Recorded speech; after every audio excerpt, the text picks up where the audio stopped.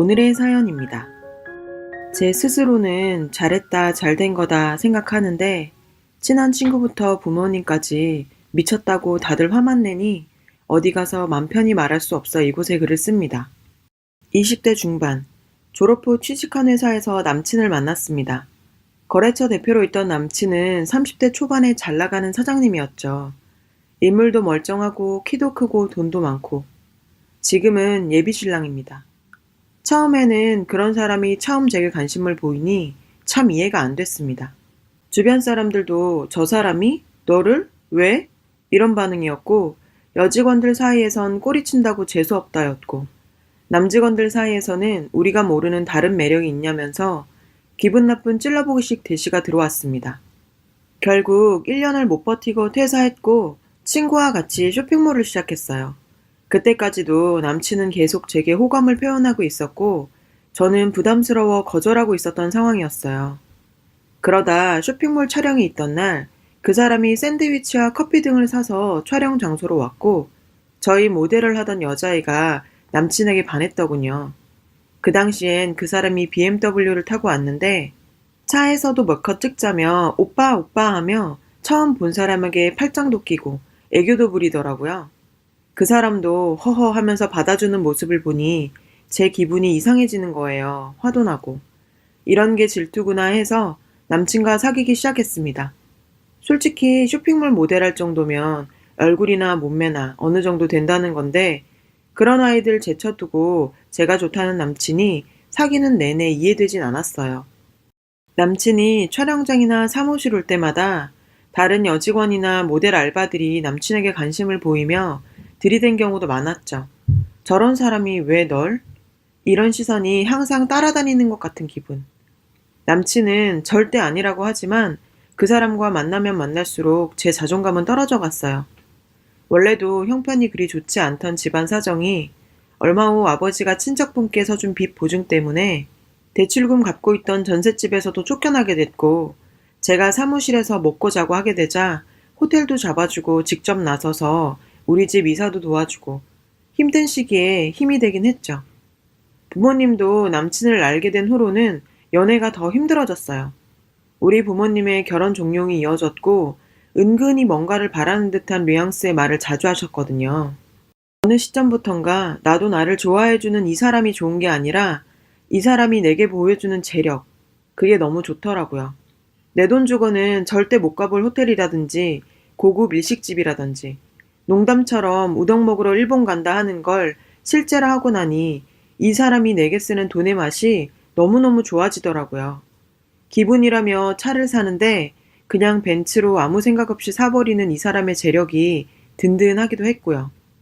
오묘하게도 이 사람과 같이 있을 때 사람들의 시선에 자존감이 뚝뚝 떨어지다가도 항상 나만 벌어보는 이 사람 눈을 보면 또 알 수 없는 자신감이 생기기도 했어요. 이 사람은 내게 꾸준히 결혼에 대해 어필해 왔습니다. 그래서 가족에 대한 것들도 얘기하곤 했죠. 결혼한 누나가 한 명, 1살 어린 남동생이 한 명 있었고 식구들 1년에 한 번씩 해외여행 다니고 리조트에 무슨 회원권도 있고 고척인가 삼척에 별장도 있었어요. 제주도에 세컨하우스도 있대고 식구들 다 외제차 굴리고 다니고 이 사람과의 결혼을 꿈꾸면 그냥 모든 게 다 드라마 같았어요. 돈 많은 남자와 돈 없는 여자. 그래도 너무 사랑하는 우리. 그냥 그랬으면 좋았을 텐데 전 결혼보단 지금 이 사람의 돈으로 내가 충족하고 있는 이 여유로움이 조금 더 유지되길 바랬어요. 복잡한 생각들도 많고 현실적으로 결혼은 누가 봐도 힘들 것 같았어요. 솔직히 빚 갚고 있는 상황이었고 저는 계속 결혼을 미루고 남자는 재촉하고 그러다 어느 날 말도 없이 예비 시어머니 될 분과의 깜짝 식사 자리를 가지게 됐었어요. 언젠가 남자친구의 전 여자친구를 본 적이 있어요. 우연히요. 길 가다 남친이 어떤 사람을 보고 깜짝 놀라길래 누구냐 물어봤었습니다. 정말 예쁘고 어디 하나 빠지는 게 없더라고요. 유학 다녀온 인재에 집안끼리도 아는 사이였더라고요. 그런 여자가 전 여자친구였는데 어머님이 저를 예쁘게 봐주실까? 그런 생각이 들더라고요. 걱정과 달리 정말 너무 고상하고 나를 예쁘게 봐주셔서 나도 신데렐라가 될 수 있나? 하고 잠깐 꿈꿨어요. 왠지 모를 용기랄까? 제 돈 이래저래 끌어모으면 3천. 턱없이 부족하지만 결혼 준비 잘 해보자 마음먹고 있었어요. 그런데 남친이 자신이 5천을 주겠으니 내 돈인 것처럼 하고 결혼 준비하라는데 순간 기분이 묘하더라고요. 뭐라 표현할 수 없는 비참한 기분. 그래서 싫다. 돈이야 받을 수 있지만 내 돈인 척 할 수는 없다 하니 자길 봐서 그런 척 해달라고. 솔직히 부모님이 널 탐탁해하지 않는 건 사실이니 자길 좀 도와달라면서요. 어머님이 탐탁해하지 않는다? 아니 그럼 저한테 한 행동들은 뭐였나요? 결혼하면 2년 정도는 정부치고 살자고까지 하셔놓고 왜 뒤에서 그러시는 건지 기분이 이상했죠. 아, 이래서 시어머니라는 소리가 나오는 거구나. 시댁이 왜 시댁이겠어? 생각하면서 일단 눈 꼭 감고 결혼까지 가보기로 했습니다. 상견례 날 남친이 우리 태우러 와서 같이 이동하고 있는데 남친이 혹시 모르니 알고 계시라면서 말을 꺼내더라고요. 지금 살고 계신 집은 자가인 걸로 하고 월세거든요. 그리고 따님 결혼 준비 자금은 8천이라고 알고 계시라고. 그때 농담처럼 아빠가 결혼하면 김서방 덕에 진짜로 집이 생기겠네 하면서 싱글벙글 하시는데 겸연쩍어 하면서 허허 웃는 남친 얼굴을 보기가 민망하더군요. 상견례장에서 예비 시부모님을 뵈었을 땐 왠지 어쩔 수 없이 나오셨다는 느낌을 강하게 받았습니다. 그래도 끝까지 저희 부모님과도 고상하게 얘기해 주셨어요. 그래요. 그것만도 감사해야죠. 이야기 중 예비 시모가 또 그러시대요.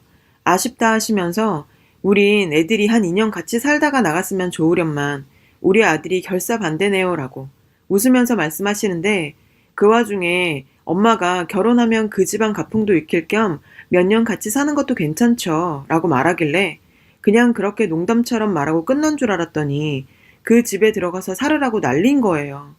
그럼 그 집에 뭐 혼수 들어갈 거 있냐면서 들어가서 살고 네 결혼 자금 남을 테니 달라고.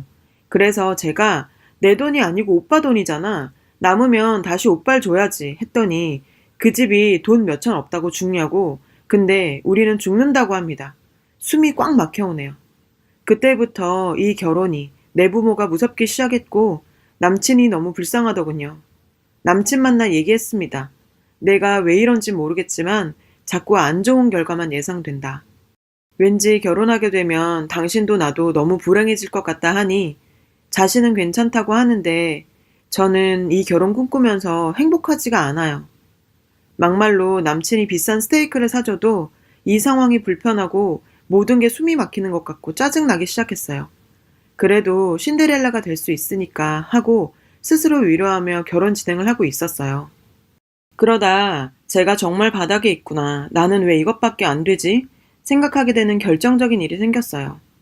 남친 누나는 현재 해외에 있어서 다음 달에 보기로 하고 우선 남친의 남동생을 만났어요. 자기 여자친구를 데려왔더라고요.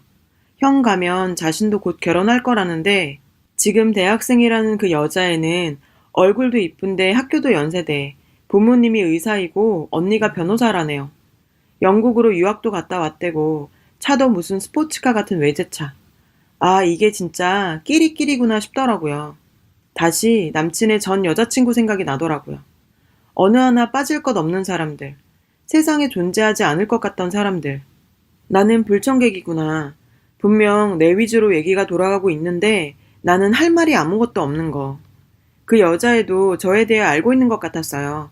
표정과 행동이 그냥 저를 무시하고 있었으니까요. 그냥 웃는 거 외엔 아무것도 할 수 없는 불편함. 정말 이득이 눈에 보여 눈 감고 있었는데 현실을 직시하게 됐어요. 맞잖아요. 저도 그냥 돈 보고 좋은 여자들과 다를 게 뭘까요? 안 맞는 속옷이라도 입은 것처럼 불편해서 편하게 숨도 한번 크게 들이키기 힘든 기분. 집으로 돌아오는 차 안에서 그냥 눈물이 쏟아지고 남친은 당황하는데 헤어지자고 했어요. 헤어져 달라고. 이런 마음으론 결혼할 수 없고 나는 우울해서 미쳐버릴지도 모른다고. 내 스스로 계속 비교하고 견눈질하는 내가 싫고 작게 쪼그라들어서 숨도 못 쉬게 될 것 같다. 나는 신데렐라 할 수 있는 애가 아니었다고 말했습니다. 너무 울어서 목소리까지 쉬어버렸는데도 악다구니 써가며 얘기했는데 괜찮다고 내가 있잖아 라고 안아주는 남친이 왠지 모르게 미웠어요. 집에 와서 결혼 안 할 거라 얘기하니 아빠에겐 뺨까지 맞았고 엄마는 머리 싸매고 누웠어요. 친구들은 저보고 배부른 소리에 미쳤다 하지만 한편으론 잘 됐다면 쑥덕거렸죠. 아니면 내심 바랬던 일인지. 파혼 소식 전하고 예비 시모한테 연락 한 통 올 줄 알았더니 아무 말도 없네요. 그 사람 역시 힘들었던지 일주일쯤 후에 식장이랑 신행 취소했다고 연락 한 통 오고 끝. 다 내가 원한 대로 된 건데 왜 아직 눈물이 나는지. 붙잡고 되돌리려면 되돌아갈 수 있을 것 같은데 되돌리고 나면 다시 발을 빼고 싶어질 것 같은 기분. 아마 부모님 눈에는 그 사람이 황금알을 낳는 거위처럼 보였겠죠. 우리 부모님한테 그런 모습이 원래 있었던 것 같지는 않아요. 아마 그랬다면 그 사람이 가진 부에 대해 솔직하게 말하지 않았을 거예요. 아니면 그런 부모 밑에서 큰 저도 그냥 돈이면 다 되는 사람이었겠죠.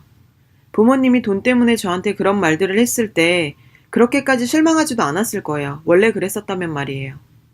동화에서도 거위 주인 부부도 욕심 있는 사람들이 아니었지만 황금알을 낳는 거위를 보고 점점 욕심이 커진 것처럼 말이에요.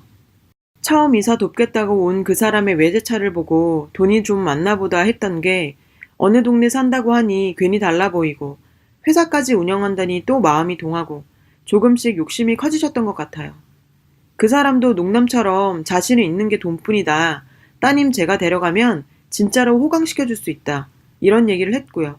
그리고 제 마음은 그 사람의 돈도 돈이지만 나를 사랑해준다는, 사랑받는다는 그 느낌이 좋았던 것 같아요. 그 사람이 좋아도 그 앞에서 너무 작아지는 내 자신이 스스로 싫어서 마음껏 좋아하지도 못했어요. 내가 너무 초라하고 비참해지더라고요. 언젠가 그 사람이 그런 말을 하더군요. 네가 좋은 이유 중 하나는 다른 여자들과 달라서라고요. 자신이 만났던 다른 여자들 중에는 자신의 집과 비슷한 수준도 있었고 아닌 사람도 있었다면서 근데 내 돈 바라는 건 똑같았고 시간이 지나니 가난했던 여자친구도 내 돈이 이미 자기 돈인 것 마냥 콧대만 높아졌다고. 그런 거에 지쳤는데 저한테선 그런 모습이 없어서 좋다고요. 사실 저는 그런 거 느낄 틈도 없이 나 자신을 비교하고 비하하며 누군가에게 비교당한다는 생각으로 매일 조금씩 자신감을 잃고 있었어요. 이 사람 곁에서 작아지는 나를 스스로 감추고 싶어서 수준에 맞지 않는 사치도 해봤고 또 그 사람한테 분수에 맞지도 않는 선물을 요구하면서 당당한 척도 해봤고요. 뭘 해도 마음이 무거웠지만 저도 이 사람 곁에만 있으면 다 누릴 수 있겠구나 하는 마음도 있었기 때문에 그래, 난 충분히 매력있고 괜찮은 여자인 척 하면서 불안한 마음을 다잡고 있었어요. 가끔은 그 사람이 돈이 많지 않았으면, 조금 못생겼으면, 키가 작았으면, 나쁜 남자 얘기라도 했으면 이런 생각하면서 그 사람이 조금 내려오길 바라는 제가 너무 한심했습니다. 누가 그러더라고요. 어떤 사람이 나보다 높이 있을 때 내가 그 사람 가까이 가려고 노력하는 것보다 그 사람한테 내려와 하는 게 더 빠르고 편하다고. 제가 그러고 있었나 봅니다. 그것도 사랑하는 사람한테요. 내겐 너무 완벽했던 그 사람이 저는 항상 두렵고 불안했습니다. 그러던 어느 날 남친 남동생 여자친구를 만나고 현실을 똑바로 보게 되면서 무너졌네요. 만일 그게 아니더라도 다음에 남친의 또 다른 가족이나 친구들을 만나면 또 무너지고 또 쭈그러들고 추스를 새 없이 그런 감정에 치여 사는 거에 바빴을 거라는 생각도 듭니다. 확신할 순 없지만 내가 다시 손 내밀면 그 사람은 잡아줄 것 같은데 내가 이런 자존감으로 그 사람이나 나나 모두 다 지치게 할까 무섭기도 하고요. 나 자신을 위해 잘한 거야. 그 사람을 위해 잘한 일이야. 그렇게 생각하려고 노력하고 있습니다. 전 부잣집에 시집갈 팔자는 안 되나 봐요. 그래서 이젠 바라지도 않으려고요.